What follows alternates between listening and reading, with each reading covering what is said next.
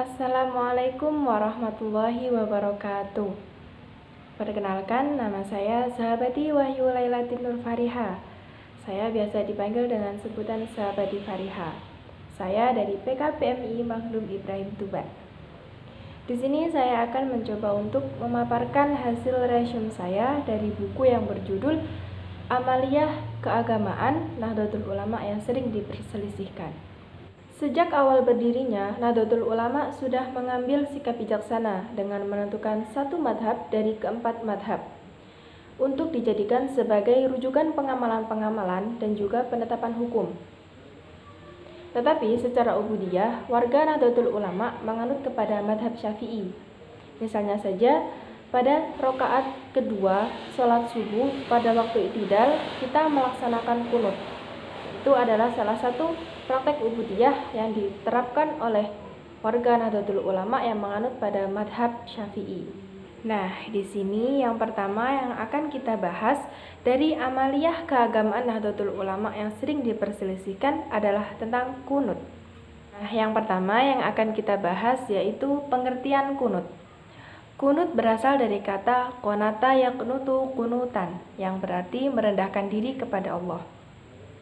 Sedangkan menurut istilah syara, kunut yaitu berarti membaca doa di dalam sholat setelah bacaan i'tidal pada rakaat terakhir sambil menengadahkan kedua tangan. Nah, yang kedua yaitu macam-macam kunut.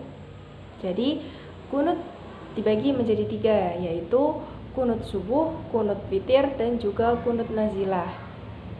Yang pertama yaitu kunut subuh. Pengertian dari kunut subuh yaitu doa kunut yang dibaca pada sholat subuh di i'tidal rakaat terakhir. Nah, hal ini pun sudah dipraktikkan oleh Rasulullah sebagaimana hadis yang sudah disebutkan. Adapun hadisnya yaitu an Anasin radhiyallahu anhu, mazala Rasulullah sallallahu alaihi wasallam yaqnutu fi subahi hatta faraqad dunya, yang artinya dari Anas radhiyallahu anhu bahwa Rasulullah Shallallahu Alaihi Wasallam senantiasa melakukan kunut pada sholat subuh sampai beliau meninggal dunia. Hadis riwayat jamaah.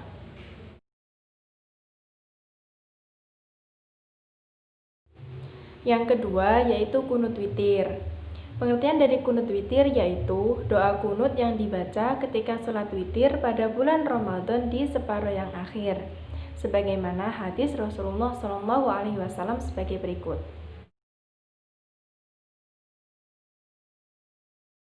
Yang ketiga yaitu kunut nazilah. Pengertian dari kunut nazilah yaitu doa kunut yang dibaca di setiap sholat pada i'tidal rakaat terakhir ketika umat muslim sedang tertimpa musibah, sebagaimana hadis yang dijelaskan oleh Rasulullah sebagai berikut.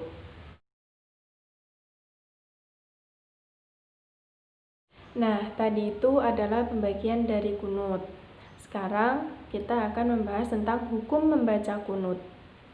Para fuqaha Syafi'iyah berpendapat bahwa membaca kunut subuh dan kunut witir hukumnya adalah sunnah ab'ad, di mana apabila orang sholat membacanya, maka ia akan mendapat pahala, dan jika ia lupa tidak melakukannya, maka ia menggantikannya dengan sujud syahwi. Sedangkan kunut nazilah, para fuqaha berpendapat hukumnya hanyalah sunnah saja. Jadi apabila dibaca ia akan mendapat pahala, tetapi ketika ia lupa, ia tidak perlu menggantikannya dengan sujud syahwi. Nah, mengenai amaliyah bacaan kunut subuh dan witir Ramadan tetap kita amalkan terus. Akan tetapi kita juga harus menghargai pendapat pihak lain yang tidak mengamalkannya. Karena ada juga madhab lain selain madhab Imam Syafi'i yang berpendapat bahwa hukum membaca kunut itu hanyalah sunnah pada sholat witir saja. Nah, itu dia adalah hukum membaca doa kunut. Selanjutnya yaitu fadilah atau keutamaan membaca doa kunut. Jadi di setiap amalan sunnah yang kita kerjakan pastilah ada keutamaan atau fadilah di dalamnya. Nah, fadilah atau keutamaan dari membaca kunut yaitu barang siapa orang yang membaca doa kunut, dia akan mendapat fadilah yang pertama, yaitu dia akan dijaga oleh Allah, dicintai oleh Allah, dan mendapat barokah dari Allah. Dan yang kedua yaitu terhindar dari takdir buruk. Nah, itu tadi adalah sedikit paparan dari hasil resume saya. Semoga bermanfaat bagi semua, terutama bagi saya pribadi. Nah, cukup sekian yang dapat saya sampaikan. Kurang lebihnya saya mohon maaf. Wabillahi taufik wal hidayah. Wassalamualaikum warahmatullahi wabarakatuh. Salam pergerakan.